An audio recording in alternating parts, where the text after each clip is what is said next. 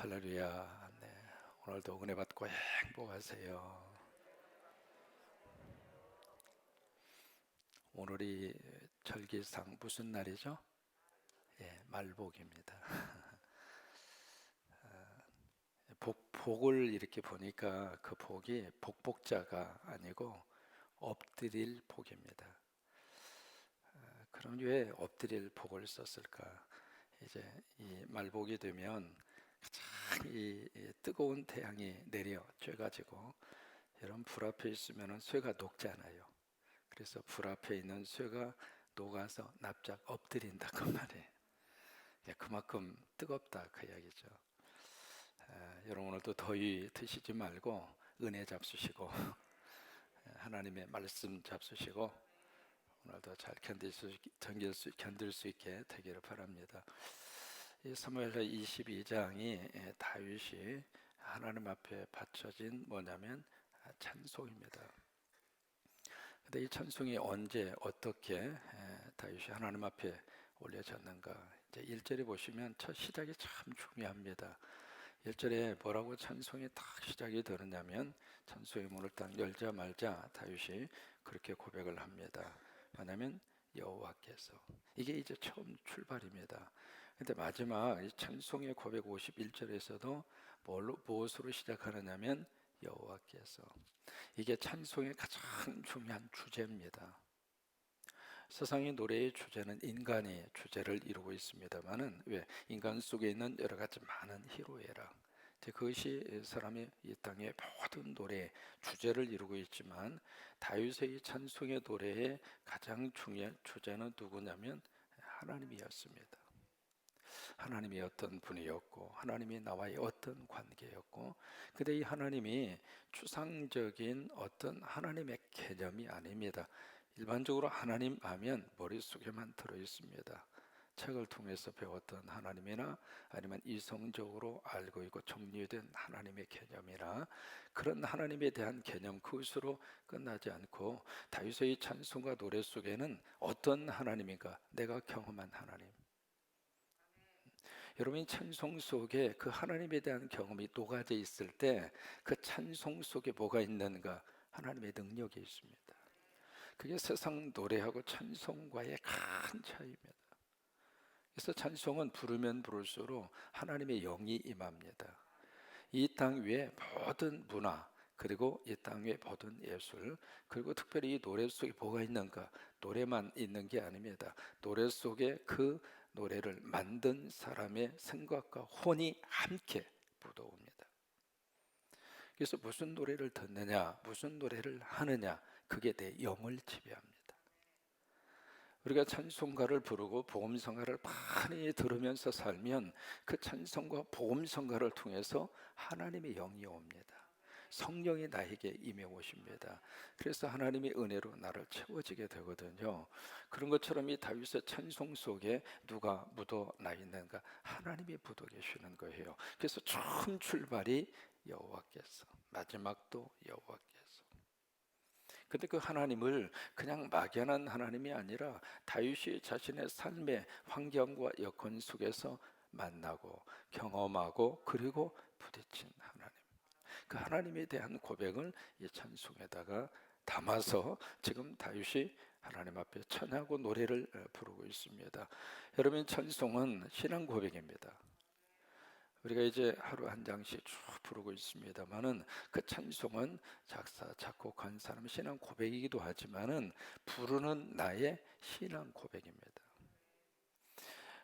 찬송은 바로 인간이 입술로 맺을 수 있는 가장 중요한 값진 열매가 찬송입니다. 우리가 입으로 맺을 수 있는 열매가 두 가지가 있습니다. 하나님과의 관계 속에서 첫째는 뭔가? 기도예요. 기도는 입술로 맺어가는 열매입니다. 그래서 주님, 아버지 기도할 때마다 그 기도를 하나님이 받으시거든요. 받으시고 먹고 끝나는 것이 아니라 그 기도를 통해서 하나님이 일을 하세요. 그러니까 하늘을 움직일 수 있는 이 땅에 유일한 채널이 있다면 그것은 기도입니다. 마치 자녀들이 위급한 상황이 벌어졌을 때 아빠, 엄마 그렇게 부르면 아빠, 엄마가 아무것도 안 하고 가만히 있죠. 불러봐라, 내가 움직이나.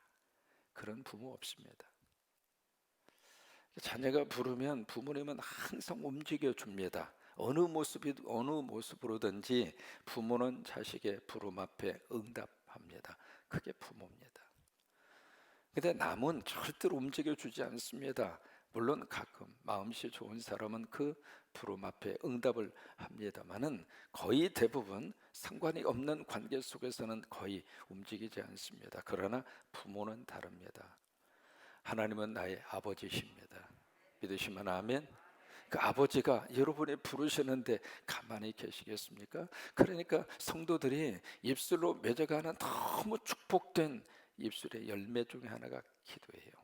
기도하면 아버지가 움직이시고 아버지가 역사하시고, 그 기도가 어떻게 응답이 되느냐 되지 않느냐, 그건 내 소관이 아닙니다. 하나님 소관입니다. 가끔 왜 기도하면서 낙심하는가? 거꾸로 생각하니까 그래요. 내가 기도한 대로만 이루어져야 된다라고 하는 기도에 대한 잘못된 고정관념이 우리로 하여금 기도하면서 때로는 낙심하게 하고, 때로는 기도들 응답이 되면 교만하고, 왜? 내가 기도해서 응답받았다고. 그런 건 아닙니다. 기도의 몫은 성도의 몫입니다. 응답의 몫은 하나님의 몫입니다. 그래서 기도한다는 자체가 축복이에요. 내가 기도할 수 있다고 하는 것이 감사하고, 내가 기도가 나온다고 하는 것이 내가 지금 영적으로 살아있다, 그 말이거든요. 그게 이제 입술로 맺어가는 너무 귀한 열매이고, 두 번째, 성도가 입술로 맺어가는 너무 두 번째 귀한 열매가 찬송입니다. 그러니까 내 안에 성령이 계실 때 내 안에서 찬송이 터지고, 내 안에 성령이 계실 때 찬송이 들리고, 그러니까 영과 영은 참 묘한 관계를 가지고 있거든요. 있는 대로 땡기게 돼 있습니다. 없으면 땡기지 않습니다. 귀신의 영이 나를 사로잡고 있으면 귀신이 들끓어요. 왜? 같은 영끼리 통합니다. 근데 내 안에 성령의 역사가 충만히 임재하면 묘하게도 성령님이 내 안에 끌어당깁니다. 그리고 성령님의 역사가 나타나고, 그 성령의 역사가 인간관계를 형성하거든요. 여러분, 사람이 마음이 통한다. 오케이, 마음이 통하는 근본적인 출발이 바로 뭐냐면 영입니다. 바로 이 강대상에서 전거되는 말씀과 성도들과의 관계가 어디에서 통할 수 있느냐면, 여러분 안에 성령이 계시고 여기 증거하는 이에 성령이 함께 계실 때 그때 영이 통합니다. 그래서 그 말씀이 내 영혼과 가슴을 치는 거예요. 입술로 맺어갈 수 있는 두 번째 너무 좋은 축복의 열매가 바로 그래서 찬송이에요. 여러분, 이 찬송과 노래, 음악의 세계라고 하는 것은 우리가 생각하는 것보다도 신비롭습니다. 동물도 노래 앞에 반응을 보이고 식물도 노래 앞에 반응을 보입니다. 두 개의 호박을 다 이렇게 심어놓고 호박 넝쿨이 자라잖아요. 그리고 호박 넝쿨이 자라서 호박이 열리면 그 호박 가지고 뭘 해먹는가? 호박떡을 해먹어요. 두 그루의 호박을 이렇게 심어놓고요, 음악을 다르게 틀어줬습니다. 한쪽 호박잎에다는 참 클래식을 들어주고 찬송을 들어주고 보험성가를 들어주고, 무슨 얘기냐면 영적으로 하나님과 통하는 음악을 틀어줬다, 그 말이에요. 그것을 틀어주고, 이쪽 그 호박에게는 일반적으로 락 음악이라든지 막 시끄럽고 복잡하고 막 그런 노래 있잖아요. 네가 나를 모르는데 내가 너를 알겠느냐, 이게 무슨 말인지 모를 정도로 막 그런 음악을 막 그냥 틀어놨어요. 그런데 이 호박이 점점 자랍니다. 자라는데 두 호박잎의 변화가 나타나는 거예요. 이쪽에 클래식하고 찬송과 그리고 보험성과 하나님과 통하는 음악을 틀어준 그 호박잎은 점점 노랫소리가 나는 곳으로 호박잎이 자라요. 자라더니 소리가 나는 것을 감싸는 거예요. 근데 이쪽에 호박잎은 음악 소리가 나는 곳을 피해서 정반대로 호박잎이 자라. 호박잎이라 할지라도 이 노래가 좋고 이 노래가 자기에게 축복이 되고 유익이 되는 곳으로 자기가 뻗어가는 거예요. 그리고 그 음악 소리 나는 것을 감싸 안더라, 그 말이에요. 그리고 그렇지 않는 음악이 있으면 싫다는 거예요. 짜증난다 이거예요. 에이 짜증나, 그리고 반대로 가는 거예요. 여러분, 식물이라 할지라도 노래 앞에 반응하고 음악 앞에 반응하는 거예요. 여기 이제 물이 있습니다만은 물도 무생물처럼 보입니다만은 물에도 생명이 있습니다. 아시죠? 그래서 무슨 물을 마시라고 그러죠? 생수라고, 생수. 그럼 물에다 왜 생자를 붙입니까? 생명이 있다 그 말이에요. 이 물도 음악 앞에 반응하는 거 여러분 아시잖아요.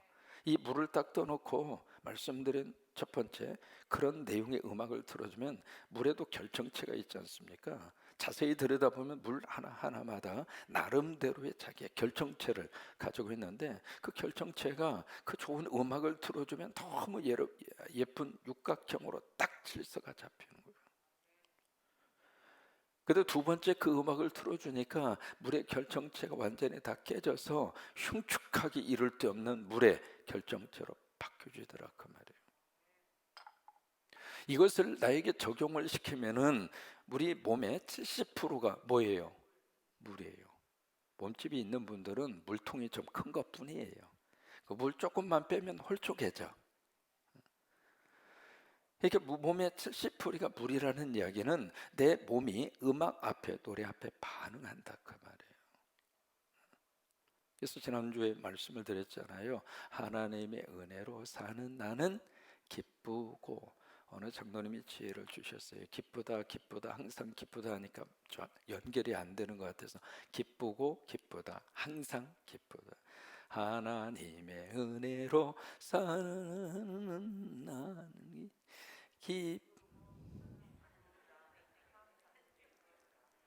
이렇게 해서 한번 웃자고 그런 거예요.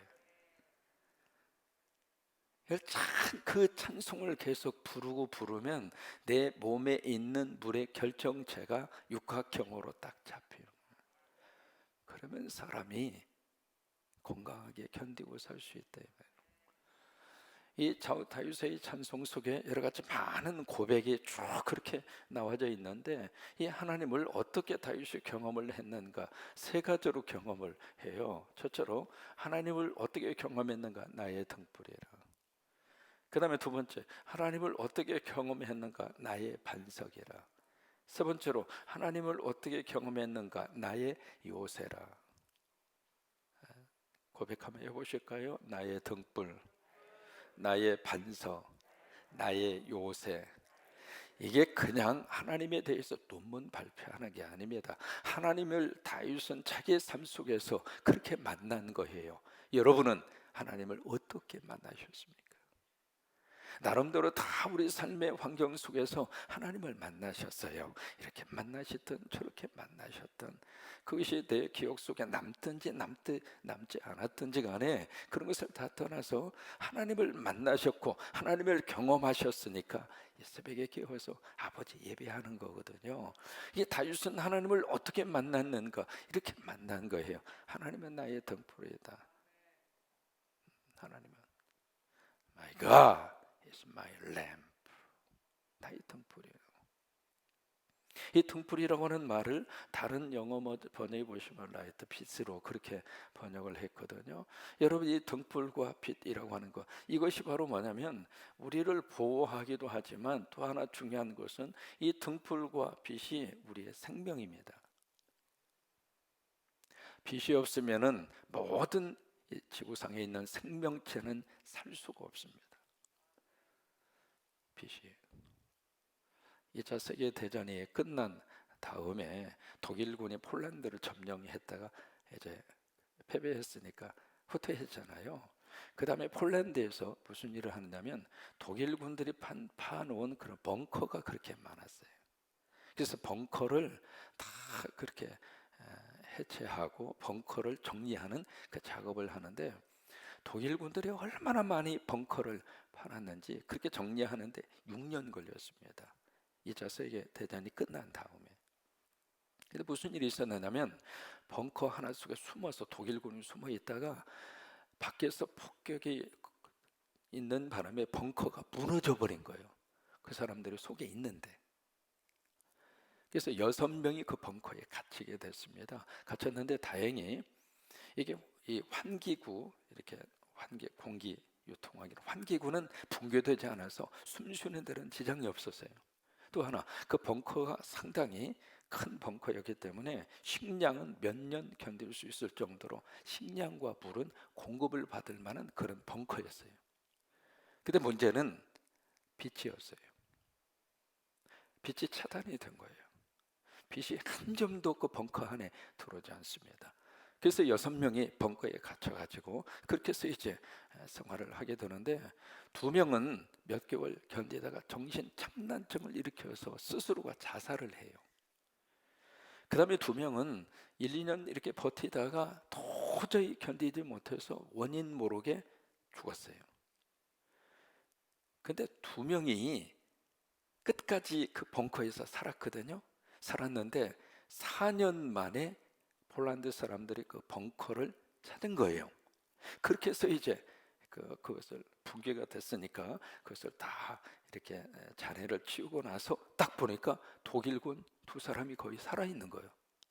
살아있는데 그 중에 한 명은 4년 만에 처음으로 빛을 보잖아요. 빛을 보자마자 심장마비로 죽어버려요. 그리고 한 사람은 살았습니다. 빛이 없으면 사람이 살 수가 없어요. 그러니까 하나님은 나의 등불이다. 그것은 단순히 내 앞길을 비춰주는 램프다. 그런 차원이 아니라 하나님은 내 생명이라 그 말이에요. 하나님이 없으면 못 산다 그 말이에요. 하나님이 없으면 우리는 존재할 수가 없다 그래요. 그래서 우리가 하나님 믿고 사는 사람이 최고로 복되게 사는 거예요. 왜? 가장 중요한 생명을 붙들고 사는 거예요. 다윗은 바로 하나님이 그런 분이었습니다. 단순히 도와주는 그런 하나님의 차원으로 머무르는 것이 아니라 그 하나님이 내 존재고 그 하나님이 나의 생명이고, 두 번째로 이 여호와는 나의 반석이라. 반석이라고 하는 것은 영어로 락이라고 하는 말을 쓰지만 그냥 돌멩이를 말하는 것이 아니라 엄청나게 집채만한 그걸 반석이라 그러잖아요. 예수님은 산상수훈의 마지막 결론을 이것으로 결론을 내립니다. 누구든지 나의 이 말을 듣고 행하는 자는 그 집을 어디에다가 짓는 사람. 반석. 그때 락이라고 하는 말이 나오잖아요. 락이라고 하는 말. 거기에 집을 짓는 사람이니 비가 내리고 창수가 내리고, 그때 창수라고 하는 말이 나옵니다. 갑자기 폭우가 쏟아져서 엄청나게 큰 물이 그렇게 폭류가 돼서 막 한꺼번에 팍 쏟아져 흘러 내려오는 것을 창수라고 그래요. 그러니까 비가 내리고 창수가 내리고 바람이 불어도 그게 인생을 살면서 느끼는 여러 가지 많은 그런 일들입니다. 그런 것들이 부딪혀 오지만은 넘어지지 아니하고 무너지지 아니하는 까닭은 그 집을 반석 위에 지은 까닭이기 때문이다. 이 반석이 바로 우리 인생의 가장 중요한 기초입니다. 기초. 이 기초라고 하는 것은 눈에는 보이지 않습니다. 그래서 그냥 무시하고 지날 수 있습니다만은 눈에 보이지 않기 때문에 기초가 가장 중요해요. 이게 흔들리면은 눈에 보이는 것은 한순간에 다 무너지게 되어져 있습니다. 다윗에게 하나님은 그런 분이었습니다. 액세서리가 아니었습니다. 옆에다가 이렇게 보기 좋게 치장해 놓은 그런 하나의 인테리어의 한 부분이 아니었습니다. 하나님은 다윗에게 그의 삶의 가장 중요한 기초였어요. 그래서 여호와는 나의 반석이시라. 1923년도에 동경에 대지진이 일어납니다. 진도 7.9의 지진입니다. 이게 지진이 진도가 7점만 넘어서면은 이건 어떻게 해볼 수 없을 정도의 강진입니다.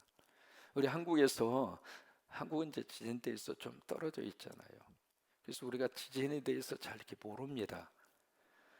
저는 LA에 도착해서 얼마 안 있다가 바로 그 벨리 지역에 있었던, 그때 강도가 6.9였습니다. 그 지진을 직접 그 진원지에는 있지 않았습니다만은 진원지에서 한 2시간 정도 떨어진 지역에 살고 있었거든요. 그런데 거기에 지진으로 인한 땅이 흔들리고 이 지진이 막 일어나면 침대가 막 움직이고 이 등이 완전히 춤을 추잖아요. 그네를 타잖아요. 이제 그런 것을 실제로 경험을 했습니다마는 1923년도에 동경에 진도 7.9의 대지진이 일어나요. 그래서 동경에 있었던 거의 대부분 건물들이 다 무너졌는데 그 중에 큰 고층 빌딩 하나가 끄떡없이 딱 서 있는 거예요. 그 빌딩을 건축하고 설계한 사람이 누구냐면 라이트라고 하는 미국의 건축가입니다. 그 사람이 그 건물을 설계를 했어요. 근데 처음에 설계를 해서 이렇게 지으라고 딱 내미니까 거기 업자들이 입이 이만큼 나온 거예요. 왜냐하면 그 건물의 지하를 파고 지하에다 기초공사하는데 너무 많이 요구한 거예요. 그래도 라이트라고 하는 이 사람이 계속하라고. 결국 그 지하가 보이지 않는 지하였지만은 그 지진 앞에 그 건물 하나만 무너지지 않았어요. 여러분, 하나님은 내 인생의 기초입니다. 이 기초가 흔들리면 다 흘리는 거예요. 세상은 요동친다 할지라도 우리는 하나님의 기초를 붙잡고 살아야 돼요. 코로나가 아니라 그 어떤 것이 온다 할지라도. 왜? 우리는 지금 많은 경고를 들으면서 우리가 살고 있습니다. 기후변화, 이 기후변화가 앞으로 우리 삶 속에 어떤 영향을 미칠 것인가. 여러분, 작은 책 한 권만 손에 들고 읽으셔도 앞으로 인류가 어떤 일을 만나게 될 것이라고 하는 것을 뼈저리게 합니다. 육도시라고 하는 책이 있습니다. 그 책 한 권만 읽으시면 앞으로 이 기후변화로 인한 이 인류가 어떤 날씨와 어떤 변화 속에서 살아가야 할 것인가라고 하는 것이 거기에 그대로 다 드러나요. 세상은 요동칩니다. 그래도 우리는 하나님이 내 인생의 기초가 되셔서 오늘 하루 말복이지만 우리는 기억하잖아요. 말복이 지나면 용복이가 온다고. 이 무더운 날씨지만은 우리는 기초를 하나님 앞에 딱 세워서 여호와가 나의 반석이시라. 그 다음에 여호와가 나의 요새시라. 요새라고 하는 것을 다른 말로는 뭐라 그래요? 피난처라고 그래요. 피난처, 리퓨지, 피난처라 그러잖아요. 하나님의 나의 피난처가 되신다고요. 참 우리 한국도 참 여러 가지 좋아졌잖아요. 버스 정류소 옆에 딱 가서 보니까 우산같이 딱 이렇게 그늘막을 해놨어요. 참 감사하죠. 거기 가면 그래도 햇볕이 차단이 돼서 시원하잖아요. 너무 무더우면은 쿨링 시스템이 되어져 있는 곳으로 피난 가라고 그러잖아요. 우리가 피난 가서 피할 수 있는 장소가 여호와 하나님이십니다. 그 하나님 곁에 다 피하면 하나님이 도우시고 역사하십니다. 여러분, 하나님의 거룩한 은혜와 능력으로 우리를 지켜주시고 우리를 보호하시고 우리의 피난처가 되셔서 우리의 생명도 우리의 가정도 우리 삶의 자리도 하나님의 귀한 역사와 축복으로 함께할 줄로 믿습니다. 지금 한국뿐만이 아니라 미국도 마찬가지고요. 가장 많이 약국에서 팔리는 약이 제넥스입니다. 그 제넥스라고 하는 약은 신경 안정제입니다. 왜 이렇게 사람들이 신경 안정제를 많이 복용하는가? 불안하다 그 말이에요. 심리적으로 불안하고 그 불안의 증상이 어떻게 발전되느냐? 우울증으로 발전하는 거예요. 과거에 비해서 먹고 살만하고 과거에 비해서 냉장고에 그리고 한 벌 옷 입는 것 때문에 걱정하지 않고 뜨거운 물 찬물 나오는 가정 안에서 화장실도 집 안에 있고 이게 모든 것들이 다 갖추어져 있는 그 속에서 집을 나설 때 십리길 어떻게 걸어가나 걱정 안 하고 키 하나만 들고 있으면 시동 걸고 어디든지 가고 싶은 곳으로 갈 수 있는 손에다가 전화기 하나를 다 지금 들고 다니는 시대. 그런 시대를 살면서도 왜 이렇게 사람들의 마음속에 불안이, 심리적으로 장애가, 그리고 우울증으로, 그리고 스트레스성으로 그러다 보니까 찾는 약이 제네스 약이라고 하는 거예요. 그것을 치료할 수 있는 방법이 뭐가 있겠습니까? 바로 다윗이 경험했던 이 하나님이 나의 등불이 되시고 하나님이 나의 반석이 되시고 하나님이 나의 요새가 되어 주셔서 험한 세상 사는 동안 그 하나님 믿고 의지하고 우리가 위로받고 사는 거예요. 그 은혜가 여러분 속에 넘치시게 되기를 주의 이름으로 축원합니다.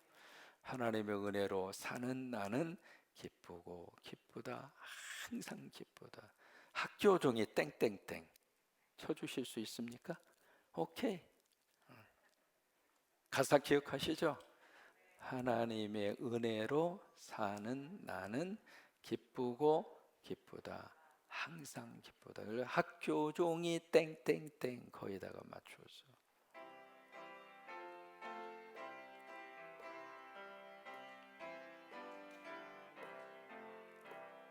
하나님의 은혜로 살아가는 나는 기쁘고 기쁘다, 항상 조금만 빠르게 해주세요. 하나님의 은혜로 살아가는 나는 기쁘고 기쁘다, 항상 기쁘다. 손 올리로. 하나님의 은혜로 살아가는 나는 기쁘고 기쁘다, 항상 기쁘다. 하나님의 은혜로 살아가는 나는 기쁘고 기쁘다, 항상 기쁘다. 잘해서 일어나셔서 이제는 엉덩이를 좀 흔드세요. 목사님 불경스럽게 어떻게 아버지 집에서나 흔드세요. 다른 데 가서는 가만히 계시고 아버지 집에서 엉덩이 흔드는 게 최고 좋아요. 다시 한번 주님.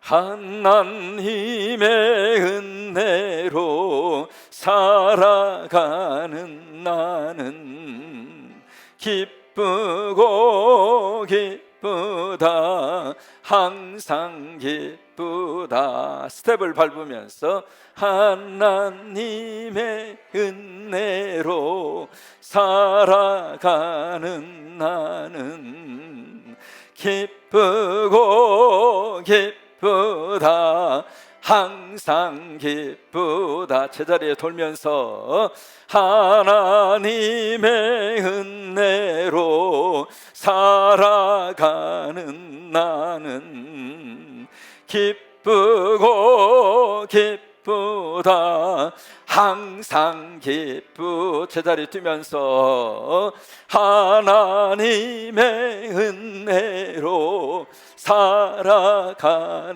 나는 기쁘고 기쁘다, 항상 옆 사람하고 손뼉 치면서 하나님의 은혜로 살아가는 나는 기쁘다 조금 더 세게 박수 소리 크게 나오도록 하면서 다시 한번 하나님의 은혜로 살아가는 나는 기쁘고 기쁘다, 항상 기쁘다.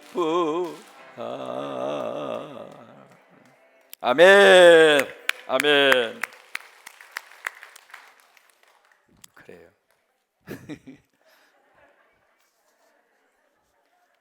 새벽부터 이게 웬일입니까? 이렇게 하나님 찬양하고 이렇게 하고 나면 행복해요. 덥지만은 우리 마음은 하나님의 은혜로 시원하게 이렇게 보내셨으면 좋겠습니다.